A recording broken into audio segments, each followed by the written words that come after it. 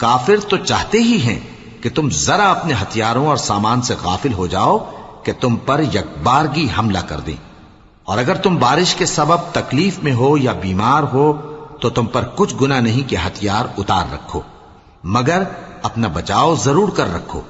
اللہ نے کافروں کے لیے ذلت کا عذاب تیار کر رکھا ہے۔ پھر جب تم یہ نماز تمام کر چکو تو کھڑے اور بیٹھے اور لیٹے ہر حالت میں اللہ کو یاد کرو۔ پھر جب تم مطمئن ہو جاؤ تو پورے آداب کے ساتھ نماز پڑھو۔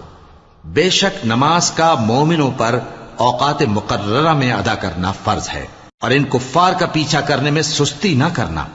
اگر تم بے آرام ہوتے ہو تو جس طرح تم بے آرام ہوتے ہو اسی طرح وہ بھی بے آرام ہوتے ہیں، اور تم تو اللہ سے ایسی ایسی امیدیں رکھتے ہو جو وہ نہیں رکھتے، اور اللہ سب کچھ جانتا ہے، بڑی حکمت والا ہے۔ اے پیغمبر، ہم نے تم پر سچ